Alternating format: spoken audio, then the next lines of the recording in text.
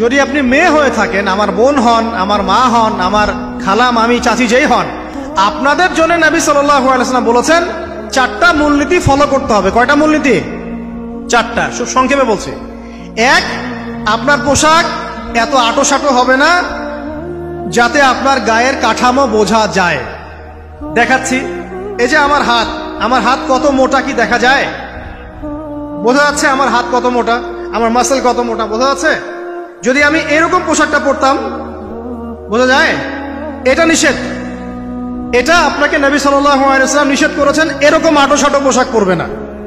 কাকে বলেছেন? আমাদের মাদেরকে, আমাদের বোনদেরকে, আমাদের মেয়েদেরকে। এটা তাদের প্রতি তো যেমন ফরজ, অবশ্যই আমাদের প্রতিও তো। আমরাও কি এত আঁটোসাঁটো পরবো না। 2, নবীজি বলেছেন এমন পোশাক পরবে না যেই পোশাক পরলে বাহির থেকে ভিতরের অঙ্গ দেখা যায়।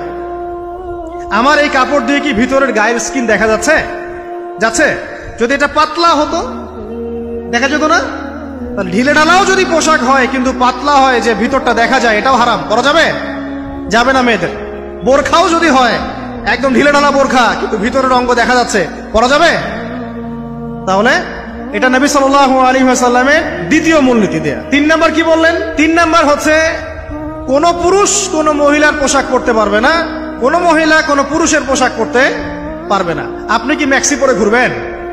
আপনার রুচি কুলাবে? তাহলে একটা মেয়ে কেমন করে গেঞ্জি পরে ঘুরতে পারে? একটা পুরুষ হিসেবেও তো আপনার খালি গায়ে ঘুরতে লজ্জা লাগে না? তো একটা মেয়ে মানুষ কিভাবে খালি গায়ে ঘুরতে পারে? তাহলে মনে করেন কোথায় আমাদের শালীনতার জায়গা চলে আসছে। ওই যে একটা হাদিস আছে, নবীজি বলেছেন যদি তোমার মধ্যে লজ্জা না থাকে তোমার দ্বারা যে কোনো পাপ করা সম্ভব। যদি তোমার মধ্যে লজ্জা না থাকে তোমার দ্বারা যে কোনো পাপ করা কি সম্ভব।